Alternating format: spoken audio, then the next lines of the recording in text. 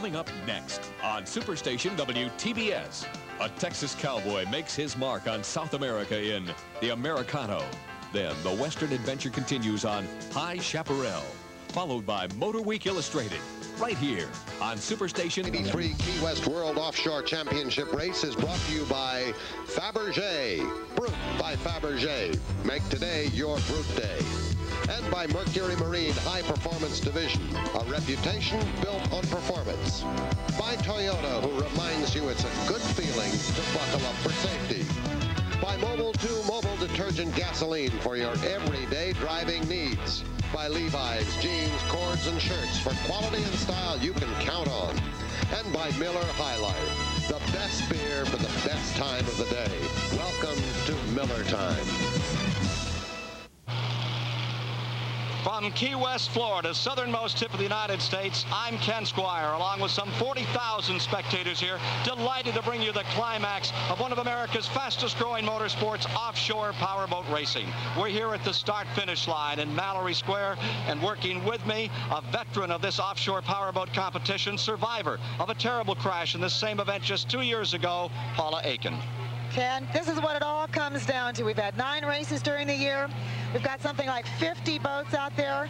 We're going to really keep an eye on some very special ones, 5 classes, however, and some of the super boats are really going to give us some competition. Our other expert commentator has one of the best seats in the house, and one of the 3 helicopters we have covering the action. The 3-time United States national champion and the 2-time world champion from Newport Beach, California, Miss Betty Cook.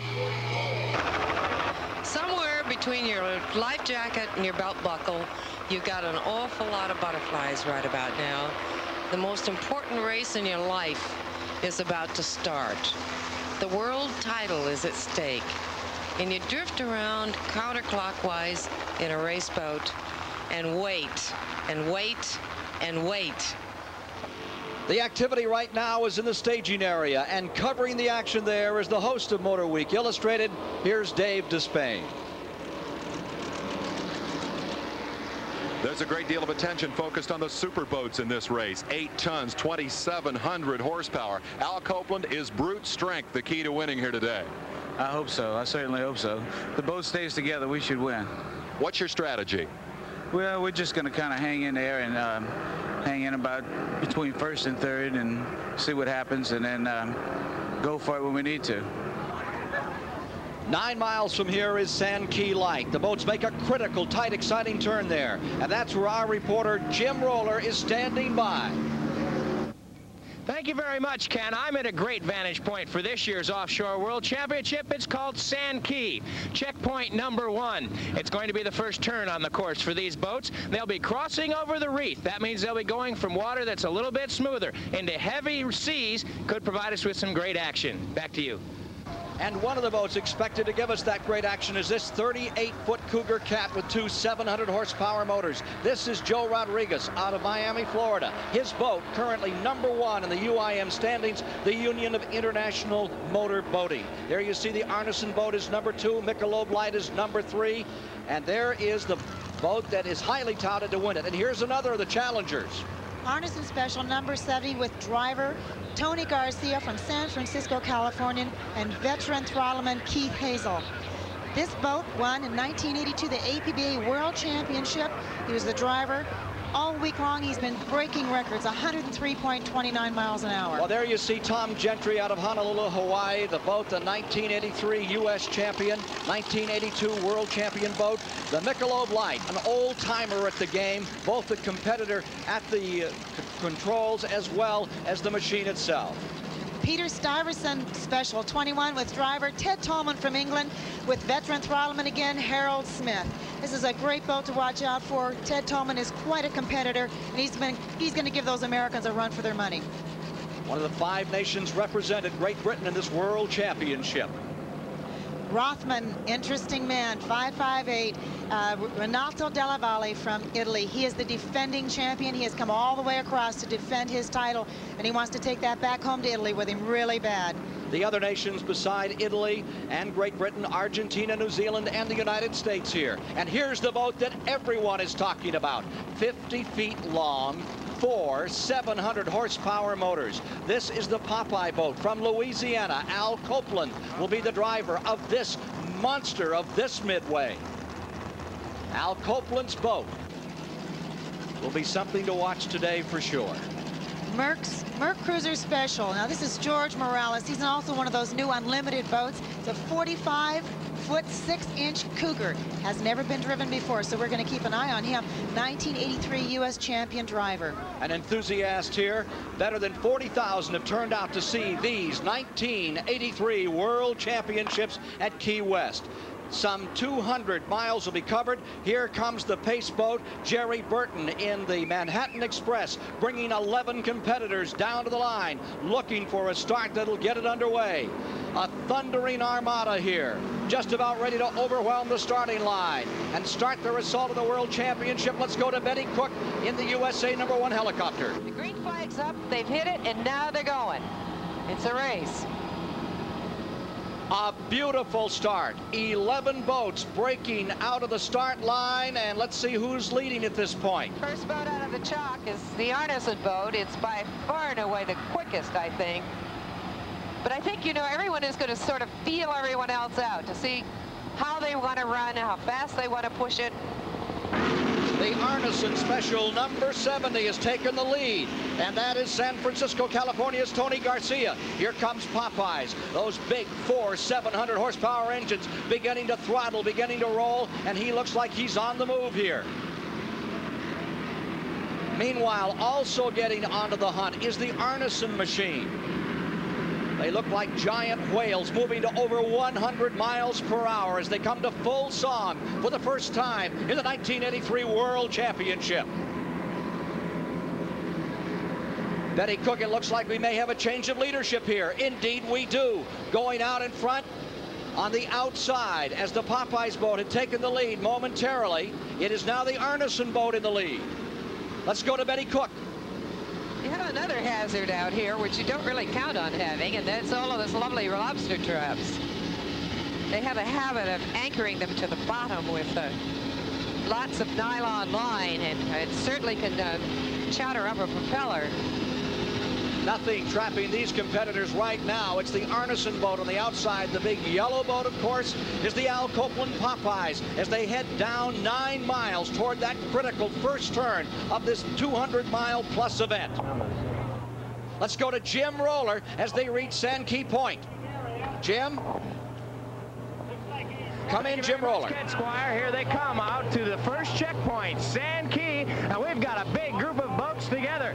Tony Garcia in the Arneson Special is running neck and neck with Al Copeland in that 50-foot Popeyes boat, and here they come with that fleet of choppers bringing them along. Copeland on the inside seems to have a little bit of an advantage. Garcia and Copeland head to head.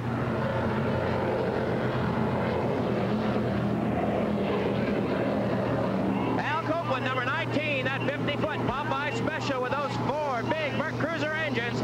Mercury drives Tony Garcia with those Rahili Grady engines. Copeland on the inside makes the turn first. Garcia on the outside challenges again. Those two are head and head. This is fantastic action.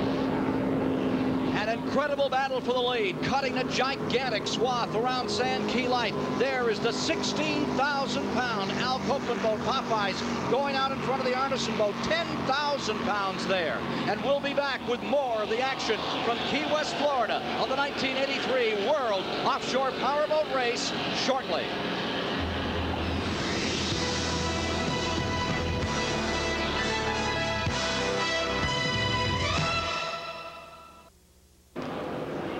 It is a magnificent battle for the World Championship here at Key West, Florida. The yellow boat from Louisiana, Al Copeland, on the outside, retaking the lead now is the Arneson boat. And here you're right into the cockpit of Al Copeland's 8-ton, 4-motor boat. Al Copeland is the driver on the machine. Bill Saroy is the throttle man. Stan Ware, the navigator. Angelo Maley with them in the crew. And you're right on board at 100 miles per hour. Let's go to Betty Cook. They seem to be being pushed inside of the course here. Betty, what's the story? Even though there isn't much water today, the ground swells are coming in directly abeam. And these cats have a little trouble handling that because the boat's right so flat in the water. And you can notice now, the next time the camera gets out, how much trouble they're having handling that. It's going to tend to push them in, and maybe they don't want to be in. Major skirmish going on among the Unlimiteds. Breaking back in front is the Arneson boat. And here is Popeyes running right with him at better than 100 miles per hour. And now you see the pace boat, the Manhattan Express, bringing up the sports class. That yellow flag will become a green flag. That means they will have hit the start-finish line. We have several races within a race here today. And the sports class, exactly what is it, Paula Aiken? The sport class runs about half the length of the Open 1 class. It's usually a smaller boat. They have 750 cubic inch displacements allowed. They have turbocharging and fuel injection. Sport class coming to the line. Watch for that flag to fall. Green will be unfurled. And these boats that you will now see coming to the start-finish line, there's the S-15 breaking out in front. The S-15 is the innovation, the 36-foot boat with 3 400 horsepower Mercury outboard motors tearing it into the lead. This cat's the cat to watch. It's a Maelstrom tunnel hull. It's never been raced before, other than this year, the one-of-a-kind hull. Now, these boats run on a shorter course. They will not run 200 miles. No, not at all. They're only allowed to run 119, 120 max in offshore powerboat racing. And as they start, we have another magnificent race beginning here. Sport class is underway at Key West. Interesting boat to keep an eye on is El Boss. That's the dark boat on the outside of the 3 you see in the lead, El Boss. Right, he's the 1982 champion from this race. He hasn't raced all year. He's here defending his title. And there's Express in the middle, another very famous boat, the 1983 U.S. national champion. And there's the current leader, the S-15, the boat we talked to you about just a moment ago, Innovation, with Lee Adams and Mike Drury, the driver, Lee Adams, the throttle man and navigator on that machine out in front. You know, if that machine holds together, those outboards will take him home for a first place. Untouchable, does 114 miles an hour. El Boss on the outside, the dark boat, that's considered to be a machine that could really come through today. It hasn't been raced all year. And here it is making its first appearance. And now the modified class is ready to roll out. They too are racing less than 200 miles. And here is the modified fleet as they prepare for their start. You know, Ken, this is the class that I used to race in, a very fast class. Again, they're smaller boats, 30-foot long, 735 cubic inch displacement, and they are not allowed turbocharging or fuel injection. Fast boats, around 95 miles an hour. Commencing the 119-mile modified class. Out in front, breaking the 1982 world champion boat, the Sasson boat. Joey Ratner of Miami, Florida, is taking the lead. You know, I used to chase that boat. He's just so fast, 106 miles an hour, and there's Joey there. That's what gave us the saying, chasing cat. Joey Ratner has taken the Sasson boat out in front. A quick lead here in the modified class, and look at this magnificent view of the start. They'll race in the Atlantic, they'll race in the Gulf of Mexico, and for Joey Ratner and these competitors, what is their major concern in offshore racing? The biggest concern is hurting ourselves or hurting somebody else. A spectator boat might be out of position. When we're traveling at speeds of 100 miles an hour, we really don't have the control to get out of the way of somebody, to make a drastic change quickly in the course. It's very difficult to turn those boats at those speeds, and if without preparation, if somebody gets in our way, that's really our biggest concern.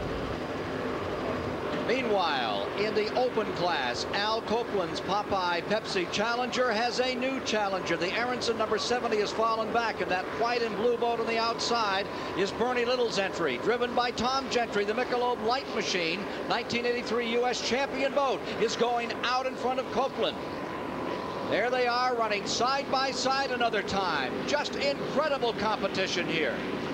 Popeyes is up against great competition. Throttleman Sammy James been racing 15 years. He's going to know how to bring that boat home in first place. Now there's the third place boat, the Arneson boat, number 70. Driven by veteran again, Tony Garcia. Here comes George Morales in US 1. Boat was specially built for this race for rough water. They've got cat water out there today, so we're going to keep an eye to see just how he's going to do in that boat. Fourth right now, that number 1. There's the third place boat, the Arneson boat, number 70.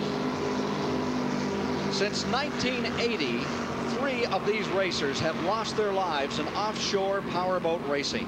We asked some of these competitors, why do they take the incredible risks that are involved in this event? Well, you know, it's really something that's personal. It's something that I want to do, is something that I want to do for my team and for our boat and the work we put into it. And I don't think an outsider could really understand. I think you've got to be there and you've got to do it. I guess one of the things that really brought me into boat racing was the challenge and the thrill of conquering not only speed but also nature. And I just enjoy the water. I really do.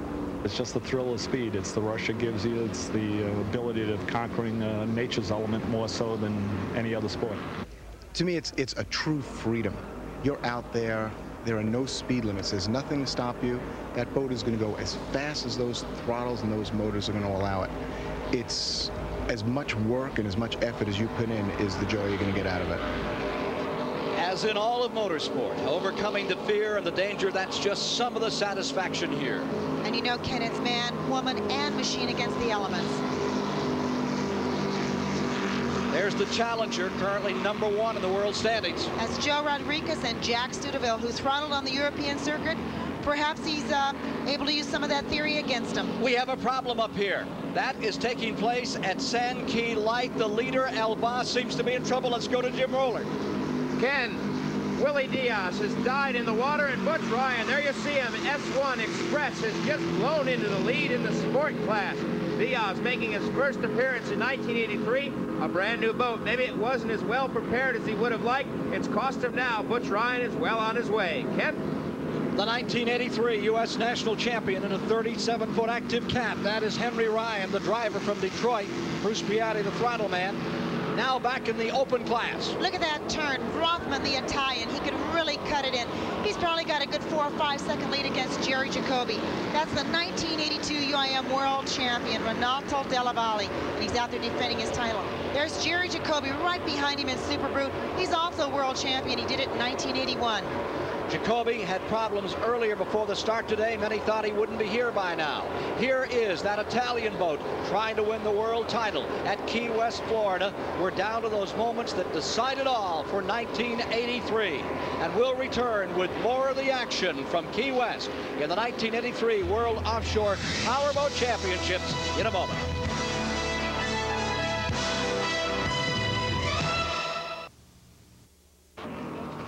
At Key West with Paula Aiken, I'm Ken Squire at the 1983 World Offshore Powerboat Championship, and we're looking at still another class.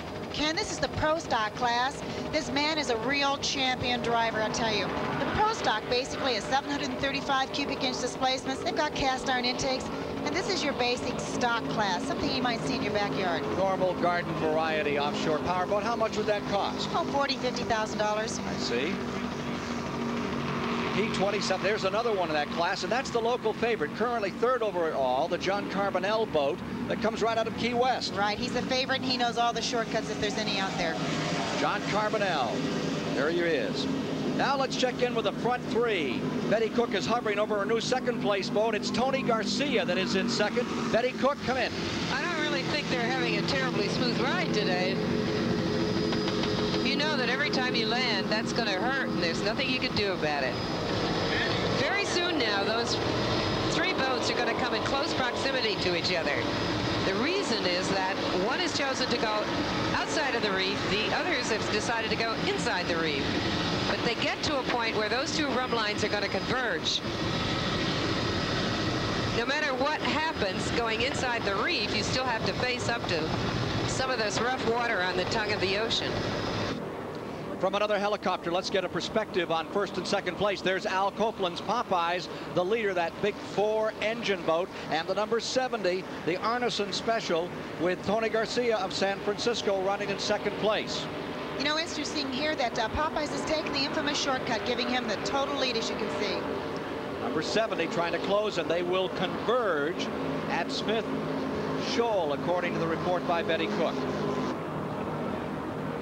Here's the sports class zeroing in on the Sand Key Light. Let's go to Jim Roller at that location. Thanks, Ken. Boats charging hard in the Sport Class Express. Butch Ryan out front being chased by the 1982 national champ Dan Weinstein, who's in trouble and is now flipped completely over. Oh, my heavens. Dan Weinstein was running flat out trying to catch Butch Ryan, and indeed looked like he might have stuck a sponson or something and was flipped right over, and the boat is in a terrible position right now. The safety boats here at Sand Key are rushing towards the Weinstein boat right now as he has flipped, and this is a disastrous chain of events for that team. Ken. Power play, a 32.5-foot Cougar. Dancing like a little rowboat out here on the ocean, flipping completely over. We're still waiting for a report on the condition of the 3 men in the boat. Let's go back to Jim Roller. Ken, as the boats are going out there, we have received word from one of the safety boats that it has arrived. You really can't see it from our camera shot there, but and you see one of the competitors that has arrived on the scenes to help give aid to the stricken boat, that indeed Dan Weinstein, the driver, was thrown clear, and that the other 2 drivers are out of the boat now and are indeed safe. So some good news from what was, for a moment, a scary incident. That is Jeff Calabut and Kenny Calabut. They are from Island Park, New York. They are in the Class 5 category. They had been running second when they stopped to give assistance here. Just a terrible disaster for the Weinstein team. And again, the report is that they have been thrown clear or are free of the boat. When it went over, you couldn't see that. We hope to be able to bring you up to date on that and give you an update and know for sure that they are all right. The race continues, but for Dan Weinstein, Peter Hubner, and Dominic Santarelli of Fort Lauderdale, their aspirations have been shattered.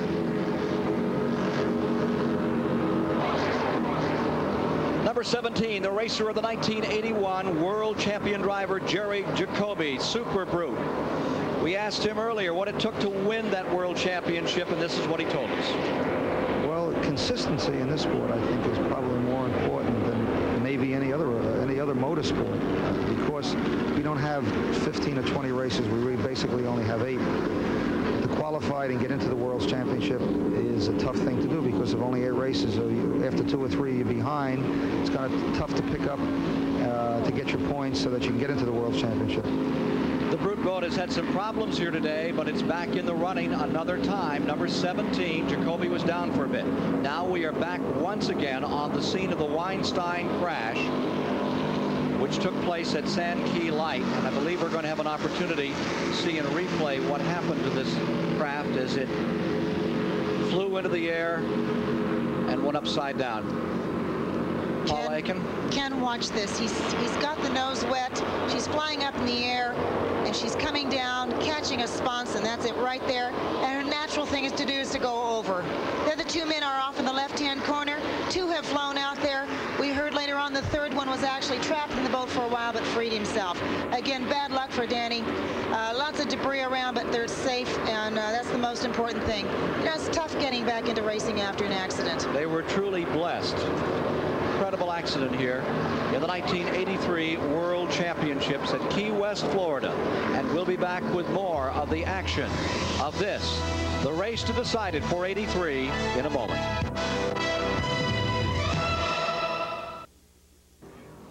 At Key West, in the event to decide the 1983 World Offshore Powerboat Championship, this boat is the current overall leader. It is the Al Copeland-controlled motorized monster, some 50 feet long, 8 tons of boat, 4 V8 engines churning through the water at over 100 miles per hour. Moments ago, we had a very serious crash in this event at Sand Key Light. You are looking at the safety crews moving away the boat of Dan Weinstein. Again, he and his crew are all right. 2 were ejected. 1 was beneath the boat. All 3, however, are on their way for a medical checkup now. In replay, Paula Aiken, take us through it. Ken, watch the expanded picture of the 2 of the 3 that were thrown clear. He stuffed the nose through the wave. The boat just carried itself right over. There's the 2 men right there. That was at some 75 to 80 miles per hour as they left that boat. Just a blessing that they are all right. Whoever said that offshore powerboat racing was not competitive has not been here to Key West. There you see Al Copeland's boat going nose to nose with the defending world champion Tony Garcia in the Arneson Special. They are side by side at 100 miles per hour deep into the event. What does it take to bring a boat like that Popeyes into competition, to maintain it at this championship level? Paula Aiken took a look at that story. In offshore powerboat racing, this boat races around 200 miles. And it takes about 200 man-hours to get this boat ready for that type of racing. Now, a team of 4 men are going to try to squeeze 3 weeks of work into a day and a night. Now, let's see how they're going to do that. It looks like a circus, but there's no room here for lightness or gaiety. Support vehicles are like concession stands for every possible need. It's the oldest adage in motorsports. If you don't take care of the equipment, it won't take care of you. These 4 Chevrolet block Mercury engines cost about $30,000 each. Now, these 4 engines are going to be the replacement for this Popeyes boat. Now, can you imagine? They get 3/8 of a mile per gallon. Fuel cost about $3 times 4. There are thousands of rivets which in 200 miles face more stress than a space shuttle. And the rib cage in this beast is checked for even the slightest bruise. 5 miles of wiring and all the oil lines needed to make 4 engines work as one must be scrutinized. It's the smallest bolt and the most inexpensive part which can bring the monster down. And so, hour after hour, these people go over a checklist of details as monstrous as the boat itself.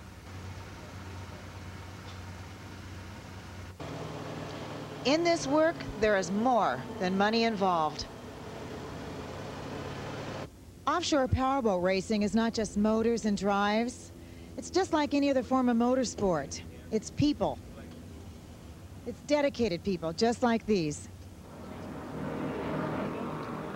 The collections, the leader in the world standings, has fallen by the wayside. The boat of Joe Rodriguez of Miami, creeping, crawling back into Key West here, crab-like. Meanwhile, we have a new leader. A new leader is in this event. It is the George Morales boat as he comes back toward Mallory Square, the start-finish line area. Ken, that's Bob Adona throttling and George Morales in the lead driving. And you know, that boat was a boat that no one had ever even driven before. Just for this race, they had it made because it was a rough water race. But you know, they've had nothing but cat water and smooth water racing. It's been doing quite well out there. And speeds over 100 miles an hour for a deep V, a new record it's got to be. Directly in front of us now, some 40,000 gathered along dockside here on the western side of Key West. And now watch this magnificent turn. Gives you some perspective. How fast will he make this turn as he swings through the bay here at Key West? Ken, he's a deep V, so he's going to cut in pretty close because he's got the ability to, and there he does it. He's probably 80 plus making the turn. He's looking behind him. He's seeing who his competition is. He's not going to let up, and he's not going to let up in the turn and let him cut inside, as you see he's trying to do there on the screen. You're watching the winner at Detroit earlier in 1983, George Morales. 3 700 horsepower motors pushing him back out into the Gulf of Mexico now. George Morales, the leader here in the 1983 World Offshore Championship. Problems here for number 19. Al Copeland's Popeyes has come to a halt. Motor problems there. Oh, Ken, that's Bill Saroy, and he's looking down in that engine room knowing if he doesn't catch up now, he's out of the race. That has to hurt so much. Let's get an overview on this story from Betty Cook, 2-time world champion. Probably the worst feeling in the world is to have run probably, 7/8 of the race. In the last 1/8 of the race, you can't finish. And in this particular race, the only really important thing is to beat number 1, because it is a world championship, and there is only one world champion. A bad break for Al Copeland, but a guy who has come back so many times in his life. Earlier, we talked to Al Copeland about his love of the sport and his life. Who is Al Copeland? I don't know. What can I say? I'm a restaurant man. I've been in the restaurant business all my life, and I'm a boat racer. I remember seeing my brother when he first opened his first donut shop. I was making $50 a week at Swagman's, and he was, I saw him and he said, listen, he just opened this donut shop, and he'd been working it with his wife for some period of time, and he said, I made $200 last week. And I said, God, if I could make $200 a week, that's all I ever want in my life. Just $200 a week. That's 10 grand a year. Nobody could spend that much money. Yeah, I was making 50. I thought, you know, phew, I hope I never have to make 10 grand again. That monster boat, all those thousands of horsepower. What's it feel to be in control of something like that? See, it's an absolute turn-on. I can't say any more than it's an absolute turn-on. You know, when you take these boats out and you're getting 6 or 8 foot swells and you launch 8 tons of boat at 100 miles an hour or better off an 8 foot wave, and it sails through the air, it's sort of like going over, like riding a roller coaster all day long.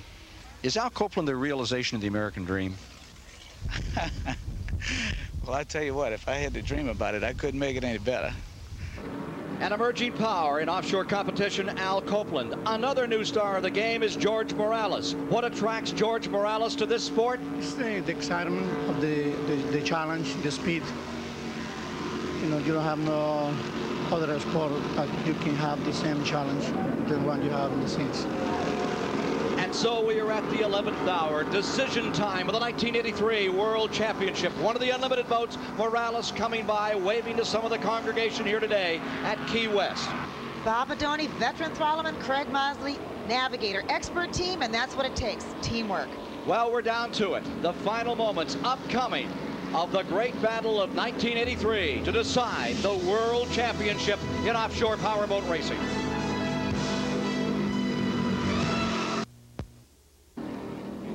Well, it's a bad day for Joey Ratner of Miami, Florida. His chances are beginning to submarine here in the modified class. The Sasson boat, the 1982 world champion, in trouble, off the pace now.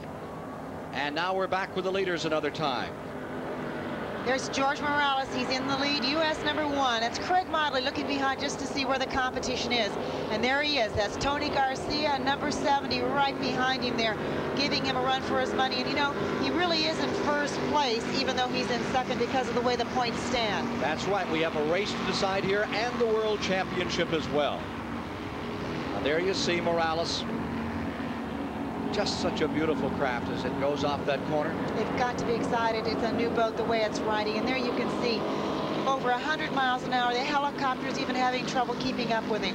You can feel the speed by the scarf around their necks and the wind whipping the flag. It's absolutely gorgeous. And you know, that is offshore powerboat racing, Ken. We had a chance to talk with the man who is responsible for the motors on these boats, Mr. Jordan of Mercury, just a few days ago. With us momentarily is Dick Jordan, the president of Mercury Marine out of Fond du Lac, Wisconsin. A great competitive event, this World Championship, sir. And while we have a moment of the competition, what do you see as the future for offshore powerboat racing on the style we're seeing it here in Key West? Well, frankly, we don't know yet. We've been in racing a long time. We've committed ourselves to participating in these events and in the development of the equipment, and we're hoping that the general public will be attracted to it, and that the media, such as television here, will be the means by which they're attracted, and hopefully it'll grow from there. Well, for years, Mercury Marine has been the key name in American motorsports when it came on the water. This sport, this particular sport of offshore powerboat racing, now is a megabuck sport. I would presume the building of engines is going to become more crucial as the years go by. Well, it certainly is, but that's part of the price you have to pay to be a part of the marine industry, and racing is a very, very important part of that marine industry.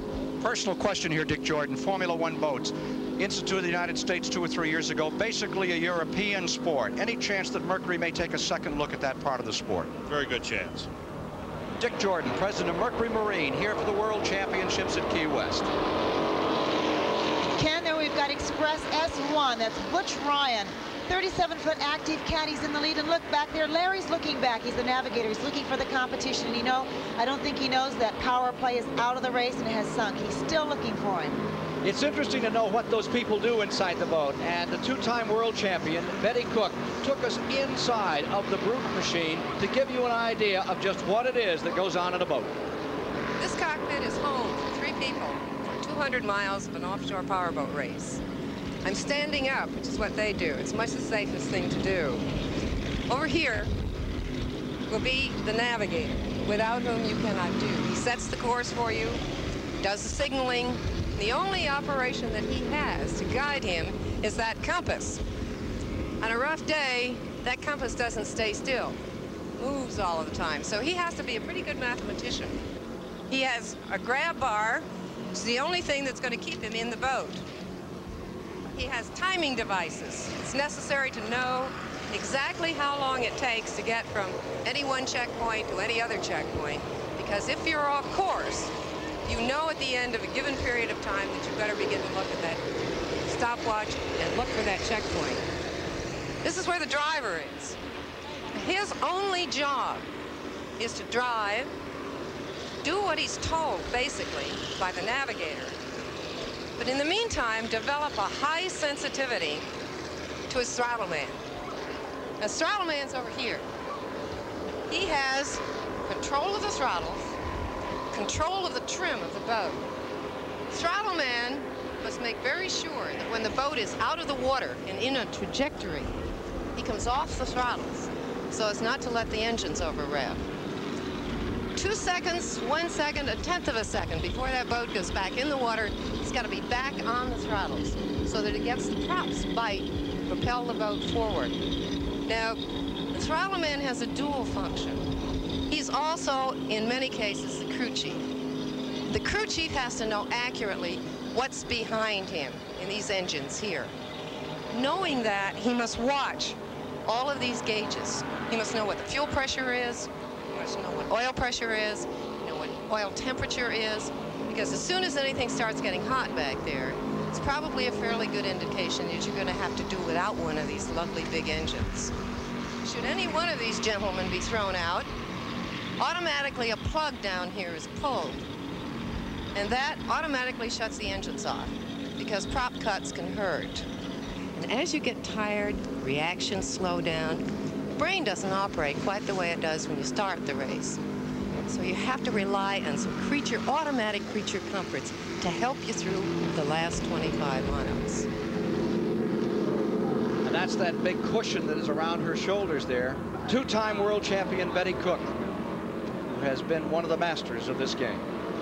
Also, Tony Garcia, number 70, and he's looking for a win. He can smell victory. He's been out there long enough to know, pull back on the throttles, keep that boat running, and just cross the finish line. Now there's the boat of Lou Cooper. This is his last run. A veteran, 30 years, and this will be his last race. For one thing, I'm 68 years old, and there's a lot of reasons for it. It takes a lot of time, and it's a very expensive game. And I've been racing boats for many, many years, and I'll still be around boats, but I won't be an active participant, I don't think, anymore. One of the more respected gentlemen of the game, Lou Cooper, who retires with his 1983 World Championship. Lou was quite a competitor, Ken. You know, I've raced against him for years, and we're going to miss him a lot. He says he'll still be around, and I imagine he'll keep active in some way. 68 years young. All right, there's US 1 rounding Sand Key Point on his way to winning here at Key West as we ring down the curtain on the 1983 championship. What a magnificent battle as you watch that boat dancing over the water. That water here at Key West, so soft, so warm, so pliable, and so unforgiving. Here comes Bob Carrick, an M558. He's doing a terrific job throttling it in. Look at that cat just getting up there and walking on sponsons. And you can see he's feeling victory right now as he's waving off to the crowd, and it's a great feeling. Now, you know, these modifieds have run considerably less distance, about 119 miles, as opposed to the better than 200 miles that the open class competes in. So here's a modified coming across the line, and it's a big day for any class who reigns supreme at Key West. You know, Ken, I told you earlier it was cat water, and certainly it is, because the cats are in the lead today. And there's your sport leader. There he is, Butch Ryan. He's looking around still. He still can't see his competition. He can smell victory himself. He just won the national division. He's going for the world championship. Henry Ryan of Detroit in the Express, the 1983 U.S. national champion, stays in front. Down for the finale in a moment.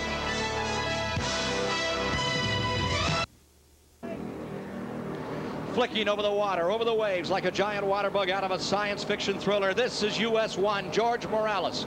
3 V8 engines, 700 horsepower apiece, thundering this boat toward the finish line here at Mallory Square. Unlimited boat, the other unlimited, that one went down, the Al Copeland boat. We have a problem here almost in front of us. The Michelob Light boat, entered by Bernie Little. Tom Gentry, the driver, is out of control. Something to miss. Ken, he's heavy in the water. Look at the side of the boat. He's delaminated there. Let's go to Betty Cook. She may be able to give us some insight on this situation. Betty? The Michelob Light boat is an old boat, and by offshore standards, much too old, perhaps. You must understand that the woods in the boat, and it is a wood boat, delaminate after a certain period of time. This makes the boat heavier and heavier as it must undergo many, many repair jobs. I'm sure that this is the happening right here and now. Sad ending for the Tom Gentry cause. Offshore powerboat racing has one element we don't find in other motorsports. Dave Despain filed this report. Precise navigation is an absolute prerequisite to victory in offshore powerboat racing. A navigational error of a couple of 3 degrees can mean the difference between finding the finish line on the coast of Cuba. The navigational aids that do the job are time-tested. A magnetic compass to mark a true heading, precise charts of the course and checkpoints, and stopwatches and speedometers to calculate elapsed time, speed, and distance traveled. Properly used, these navigational tools provide an ironclad guarantee that you won't get lost. Maybe. We got lost in Jersey. We almost ended up in New York, but we found that was due to a malfunctioning compass. But we did get lost. What's the worst you ever got lost? Going the wrong side of a buoy in the World Championships last year. I got disqualified. I had to ask a fishing boat which way I was, and he didn't even understand what language I was speaking. This boat is not lost. It is on its way to find first place here at Key West. The unlimited 3-engine Mercury-powered machine of George Morales from Fort Lauderdale is on his way back to Mallory Square. He'll be the overall winner, but the World Championship is still on the water. Into Mallory Square here at Key West comes George Morales of Fort Lauderdale. George is feeling victory now. He knows he's crossed that finish line. He's received the checkered flag, and he's going to go back and claim his victory. No, he isn't. Here he is. Apparently he's going to take a lap of honor. That'll be a 32-mile lap that he's going to be running through here. He's made a complete spin. He's going back out to sea again. I guess he wants to ensure his victory. Well, you know, I just got word they didn't give him the checkered flag when he finished, so he's just going to make sure and make another lap. He's going to prove he is the champion. The navigator is talking to the driver. I know I'm right. He's saying, no, we're going to do it one more time. Here comes the Arneson boat down to decide the World Championship. Number 70. Steaming back into Key West, the winner at New Orleans, the winner at Cape Coral earlier this year. Tony Garcia, the driver from San Francisco, is on his way toward the crown. And you know, he was the winner of the 1982 APBA World Championship here in Key West last year, so a repeat for him. He's got to be excited. Keith Hazel, the throttle man for this boat. The Arneson Special, 37 feet long, coming across the line to wrap up the world title with a second-place overall finish. We'll meet the winners in a moment. Today we are watching one of our fastest growing and most exciting sports, the sport that brings competitors and spectators to enjoy America's waters. Some of these participants drive these enormously expensive machines, but many more enjoy the competition and beauty of our nation's waters in affordable and enjoyable craft. The growth and popularity of our sport has been greatly helped by events such as you are now watching, made possible by some very dedicated people and companies, whom I'd like to thank right now. Sassoon Industries, manufacturers of the finest activewear today. Popeye's famous fried chicken and biscuits. MYCO Industries, manufacturers of Pulleton-style boat trailers. ACR Electronics, makers of powerboat, safety, and performance devices. Our host, the Galleon, Florida's great waterside residential and boating condominium community. The Key West City Electric Company, the government employees, and the citizens of this fabulous city, Key West, Florida. Thank you all. It is Safe Harbor and Victory Lane for overall winner George Morales, standing by with Dave Despain. The race winner today, George Morales. George, they said it was smooth water out there. The deep V shouldn't have been the hot setup, and you ran away with it. How come? That's right. We took the lead 20 minutes after the start of the race, and we didn't know what happened because we didn't see any more boats whatsoever. So it was a runaway for you then? Well, we didn't know what was going on. Why did you make the extra lap? We were not sure if we have the check flag already, so that's the reason we have the extra lap. And you came home a big winner. Congratulations to you. Thank you very much. Thank you. Winner of the race, George Morales. Tony Garcia has won the world title. Betty Cook, your thoughts on a title you've twice owned? Ken, I've been there twice. How do I know how it feels to be 9 feet tall? It's winning an international world championship. And I know how those people feel. It's probably the greatest feeling in the world to walk into a room any time in the rest of your life and say to yourself, I am a world champion. Let's meet the 1983 world champion, Tony Garcia. Last year, Tony Garcia won this race. He changed boats, came back, won it again this year. Tony, that's a pretty good record. It really is. We're just all excited about the thing. UIM, I guess I won at APBA last year. It's nice to win UIM this year. You are the world champion, but you're a gimpy world champion. You're limping around here. What happened? I know. I sat down last year. I don't know what happened. I think in that rough stuff out there, I must have twisted the ankle. Didn't notice it till after we came in. They've been calling it smooth catamaran water, but the deep V of George Morales ran well today. Did you elect to let him go and just secure the world championship, or did you try to race with him? No, we tried to race with him. It really got rough on the way out to Smith Shoal. It was pounding out there. Back outside to Sand Key and the rest of the way was fine. But back in that Smith Shoal area, it was really rough, and I think that's where I hurt myself. What's more exciting, the first or second championship? I'll take either one. Ladies and gentlemen, the world champion, Tony Garcia. And our sincerest respect for all the winners in the various categories of competition here at Key West. So George Morales wins the race and Tony Garcia wins the world championship here in this spectacular event at Key West, Florida, where it will return in 1984. Our thanks to our expert commentator here, Paula Aiken. Thank you, Ken. And for Jim Roller, Dave Despain, and Betty Cook, who served along as well, thank you for being with us today to enjoy the 1983 World Offshore Powerboat Championship. I'm Ken Squire.